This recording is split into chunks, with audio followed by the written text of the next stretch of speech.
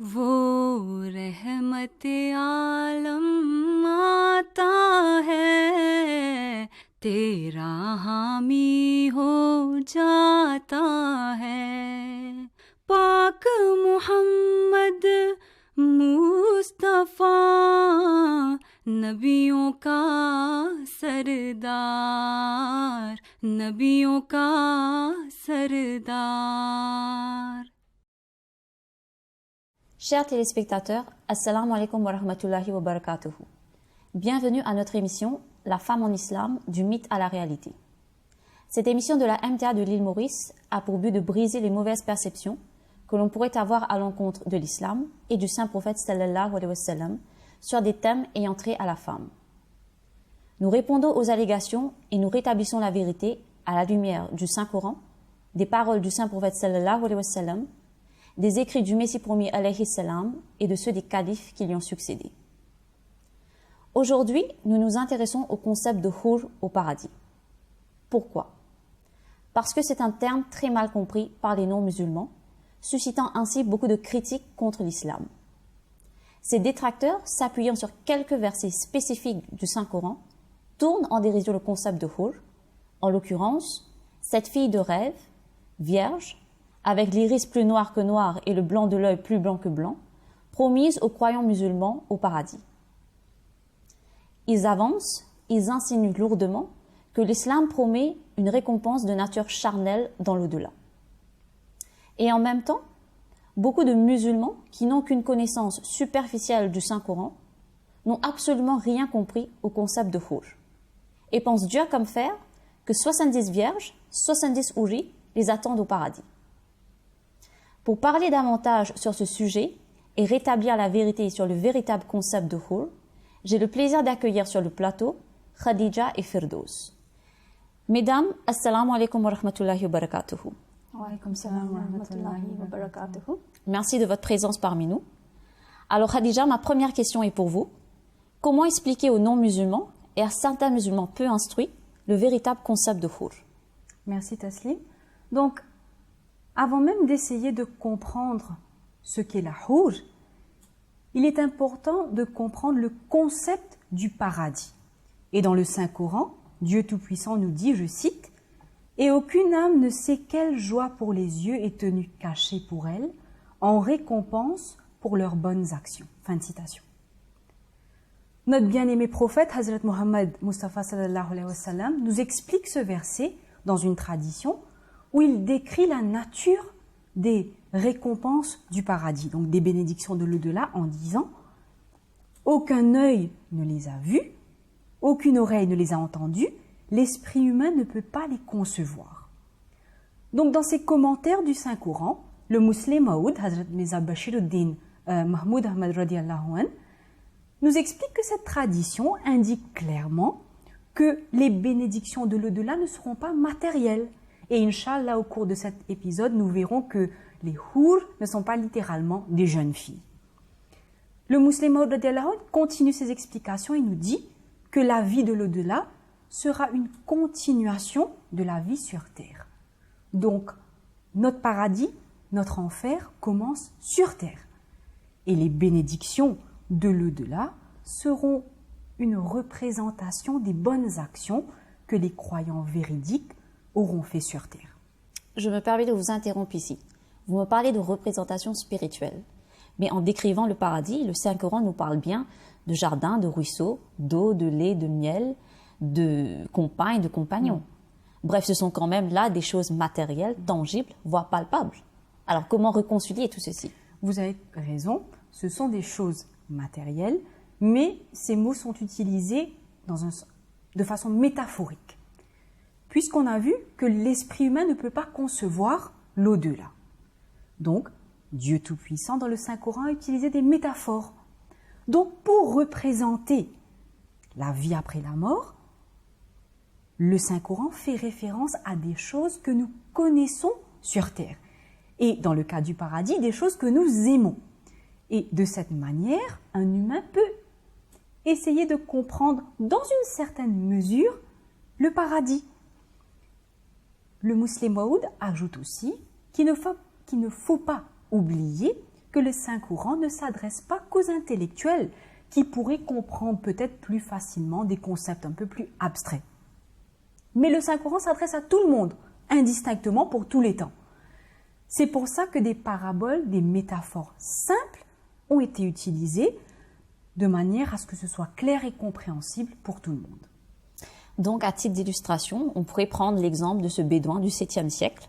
Illettré, vivant dans un des déserts de l'Arabie, au moment même où les premiers versets coraniques commencent à être révélés. Exactement. Si le Saint-Coran était plus compliqué et les concepts plus abstraits, les gens qui vivaient 1500 ans de cela n'auraient pas pu imaginer à quoi ressemblerait plutôt le paradis. Et oublions les Bédouins, même nous, de nos jours. Il est vrai qu'avec le progrès dans le domaine de la science, etc., nous comprenons un petit peu plus quelques métaphores du Saint-Coran, mais la notion de l'au-delà, le paradis, l'enfer, c'est vraiment en dehors de notre capacité de compréhension.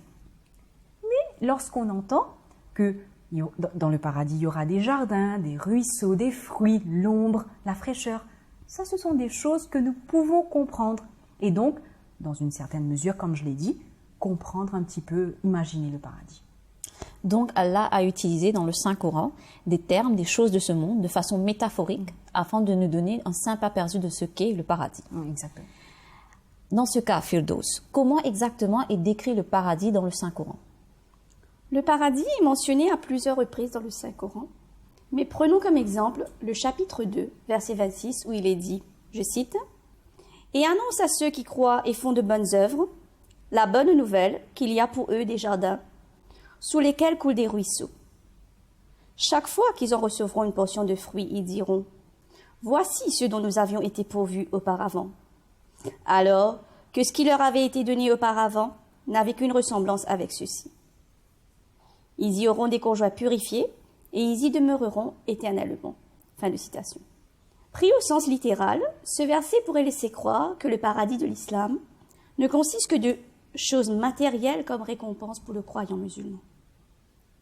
Les détracteurs de l'islam soulèvent toutes sortes d'objections à cette description du paradis, telle que mentionnée dans ce verset, et malheureusement, les critiques sont nombreuses. Et quelles sont les objections principales de ce verset? Certains disent que la promesse de telles récompenses n'est qu'une invitation à la gourmandise, et une fois basée sur la gourmandise, n'en est simplement pas une. D'autres diront que le Coran promet des récompenses matérielles aux croyants, chose inacceptable. Les détracteurs de l'islam mentionnent aussi que si les récompenses de l'au-delà seront matérielles, il faudra alors supposer que ce corps que possède l'être humain en ce monde terrestre sera ressuscité dans l'au-delà, ce qui va à l'encontre même de toute logique, car on sait bien que le corps humain se désintègre après la mort. Il y a une autre critique qui est très populaire aussi, c'est que l'islam promet des épouses aux croyants dans le paradis, ce qui suppose que les relations sexuelles continueront dans l'au-delà. Une invitation au sexe est répréhensible et va à l'encontre même du cheminement spirituel. Le sexe ne sert qu'à la procréation. Pourquoi devrait-il exister dans l'au-delà? Et finalement, certains détracteurs diront que le paradis, tel qu'il est promis dans le Saint-Coran, ne fait mention que de luxe et de plaisir sensuel. De ce fait, il n'y a rien de spirituel dans le concept islamique de l'au-delà. Ces critiques-là paraissent assez lapidaires. Elles pourraient convaincre et même séduire beaucoup de non-musulmans. Alors comment y répondre, Khadija? Donc, Hazrat Muslim Maud radiallahu anh nous dit que ces objections émanent surtout d'une incompréhension totale des véritables enseignements de l'islam. Il pense que c'est une description littérale du paradis, alors que nous avons vu, d'après le Saint-Coran, d'après les traditions, que ce n'est pas le cas. L'homme ne peut pas concevoir l'au-delà, donc les bénédictions de l'au-delà. Donc, ça veut dire que ça ne peut pas être littéralement de la nourriture, ou des biens matériels, ou des plaisirs sensuels.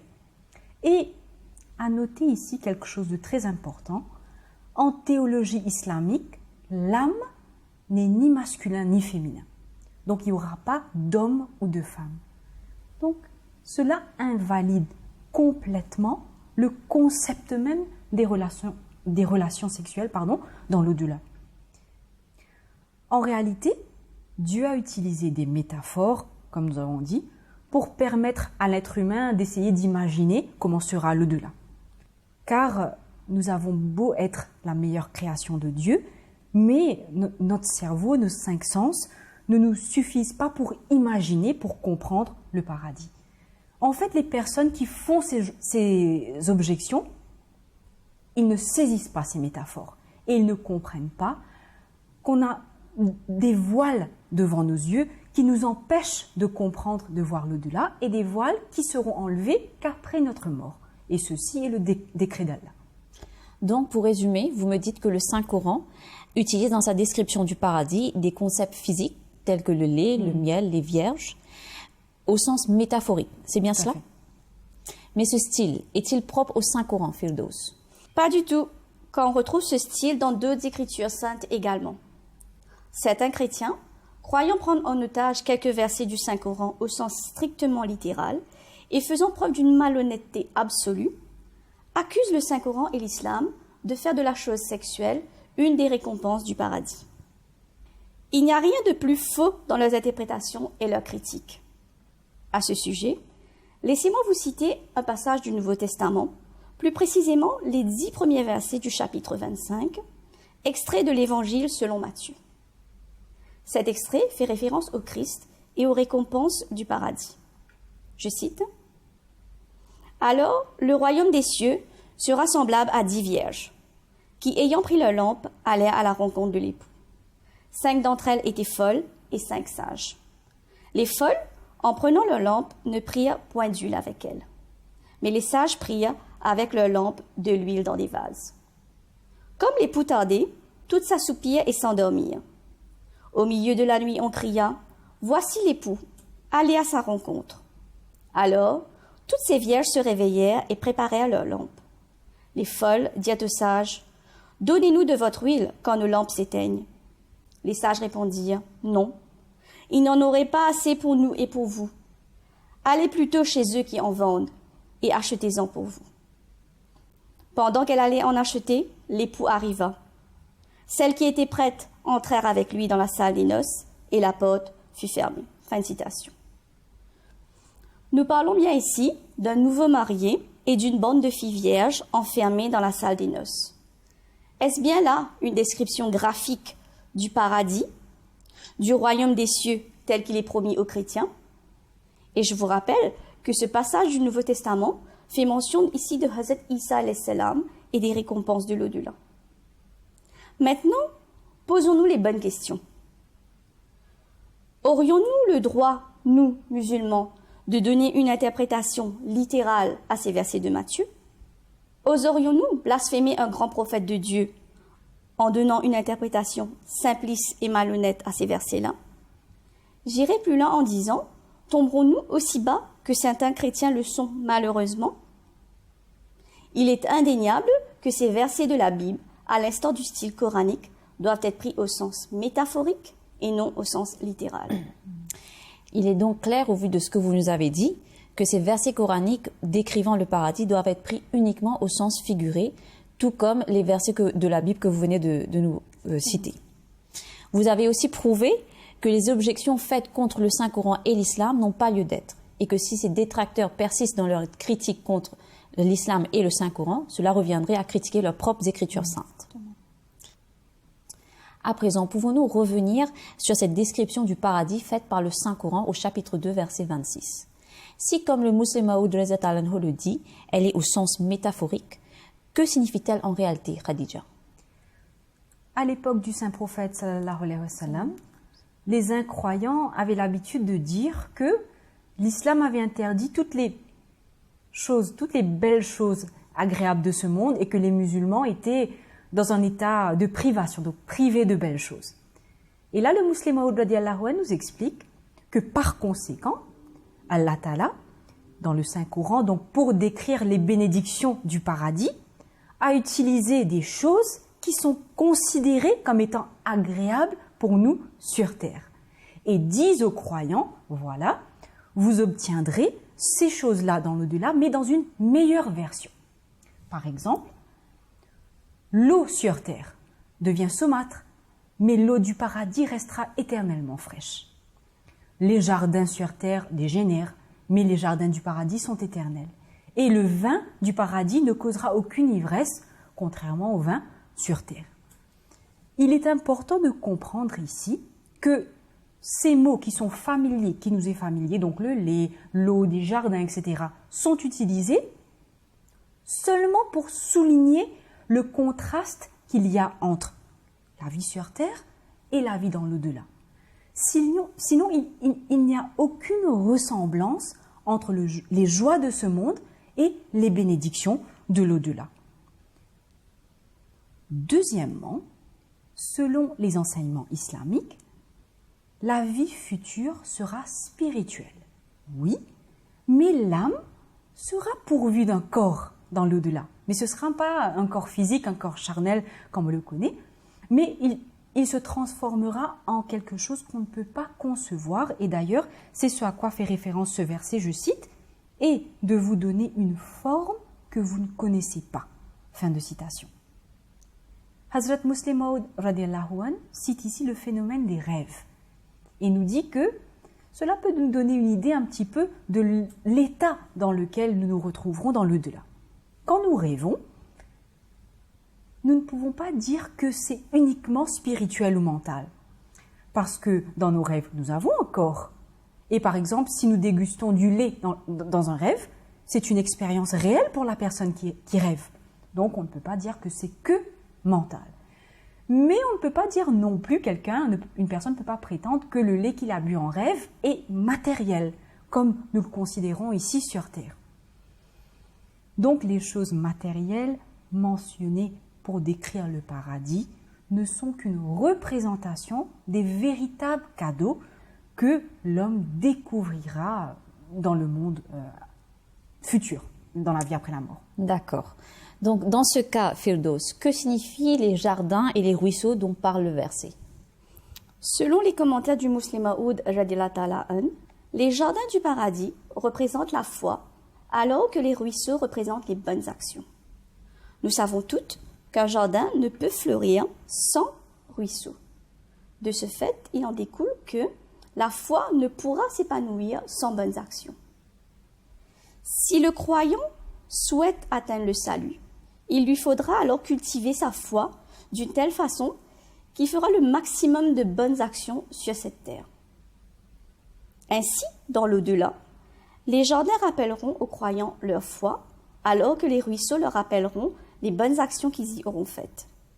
Ils sauront alors que leur foi et leurs bonnes actions ne sont pas allées en vain. Il serait donc erroné de dire que les mots « voici ce dont nous avions été pourvus auparavant » impliquent qu'au ciel, les croyants auront les mêmes fruits qu'ils avaient aimés sur terre, car les deux ne seront pas identiques. Exactement. Les fruits de l'au-delà seront en réalité le reflet de leur propre foi. Quand ils mangeront ces fruits-là, ils les reconnaîtront immédiatement et ils sauront que ce sont là les fruits, mieux encore, les récompenses de leur foi. Et ce sera en guise de reconnaissance qu'ils diront à ce moment-là « voici ce dont nous avions été pourvus auparavant ». Cette expression peut aussi vouloir dire « ce qui nous avait été promis ». Les mots n'avaient qu'une ressemblance, se rapportent à la ressemblance qui existe entre les actes d'adoration accomplis par le croyant dans sa vie terrestre et les fruits du paradis. Les actes d'adoration accomplis dans ce monde apparaîtront aux croyants comme des fruits dans l'autre monde. Plus une personne est sincère et juste dans sa foi, plus il appréciera sa portion de fruits et plus les fruits seront de qualité. Il est donc de la capacité de chaque croyant d'améliorer la qualité de fruits qu'il recevra dans l'au-delà. Pourrait-on maintenant retourner à ma question initiale, c'est-à-dire celle sur le concept de hur? Je présume que là aussi, il doit être pris au sens figuré, au ssens métaphorique, n'est-ce pas, Khadija? Absolument. Donc le mot hur est utilisé à plusieurs endroits dans le Saint-Coran, mais pour cette explication, voyons ensemble le verset 21 du chapitre 52 et les commentaires du Muslim Maud radiallahu anh. La traduction du verset est comme suit: allongés sur des divans disposés en rangée, et nous leur donnerons pour compagnes de belles jeunes filles aux yeux beaux et grands. Pour mieux comprendre la signification de ce verset, il faut se baser directement sur le texte arabe qui se lit muttaki'ina ala sururin masfufatin wa zawwajnahum bihurin 'ain. Nous savons que dans la langue arabe, un mot peut avoir plusieurs sens, donc des sens multiples. Et les mots utilisés dans ce verset ont plusieurs significations. Donc, وَزَوَّجْنَاهُمْ بِحُورٍ عِينٍ se traduit comme « et nous leur donnerons pour compagne de belles jeunes filles aux yeux beaux et grands ». Le verbe « zawajna » veut dire « nous unirons ». Et le mot arabe « zawj » peut signifier n'importe quelle chose, donc n'importe quoi, de n'importe quelle espèce, n'importe quel type, donc une chose. Donc, nous unirons une chose à une chose. Le mot « hour » à présent est le pluriel du mot « ahwaru » qui est un mot masculin. Mais le mot « hour » est aussi le pluriel de « hawra » qui est un mot féminin. Donc, ce qui veut dire que lorsque le Saint-Coran nous parle de « hour », ça ne veut pas, il n'est pas uniquement question de femmes, mais comme les critiques le prétendent. Exactement. Donc, cela peut aussi représenter des hommes. Tout à fait. Et en fait, « hour » veut dire une personne. Une personne, homme ou femme, dont les yeux possèdent cette caractéristique appelée hawarun. Et cela se rapporte, comme vous avez dit plus tôt, à la blancheur du blanc de l'œil et le noir intense de l'iris de l'œil. Donc nous avons vu zawajna, le mot hour, à présent le mot ayn et le pluriel de ayan et ayina, et qui se traduisent respectivement comme un homme ou une femme ayant de grands, de larges yeux noirs. Ayina peut aussi veut dire une belle parole, une belle expression, un beau mot. Donc, mis ensemble dans le contexte de ce verset, Hour et Ain signifient la beauté et la pureté de la personne et du caractère. Donc, وَزَوَّجْنَاهُمْ بِحُورٍ عِينٍ démontre qu'au paradis, les serviteurs pieux d'Allah Ta'ala seront appelés à vivre avec des compagnons ou des compagnes saints et purs dont le visage rayonneront de beauté spirituelle. Donc le terme « hour », à l'instar des autres termes utilisés par le Saint-Coran pour décrire le paradis, doit être pris au sens figuré. Cela n'a absolument rien à voir avec une récompense de nature charnelle. Bien que « hour » signifie compagne ou même compagnon, ce terme concerne surtout des êtres caractérisés d'une pureté spirituelle dont on ne connaît pas la nature exacte. C'est bien cela, Firdaus. Tout à fait. Car pour être en ligne avec ce que nous disent le Saint-Coran et le Saint-Prophète sallallahu alayhi wa sallam, admettons très humblement notre incapacité à saisir le concept du paradis tel qu'il est réellement.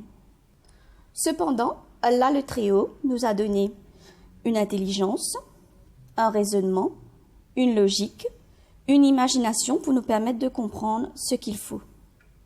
Et grâce au Saint-Coran et aux paroles du Saint-Prophète sallallahu alayhi wa sallam, nous savons au moins que les réalités de ce monde et les réalités du paradis ne seront pas les mêmes.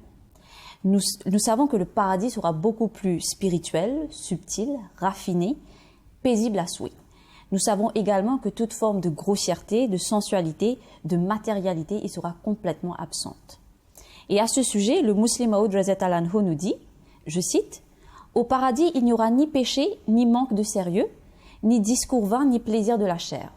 Le paradis, ce sera la paix omniprésente et le plaisir d'Allah. » Au vu de cette conception coranique du paradis, ce serait faire preuve d'une grande ignorance ou de préjudice aveugle que de suggérer que le Saint-Coran promet aux croyants un paradis sensuel. Fin de citation.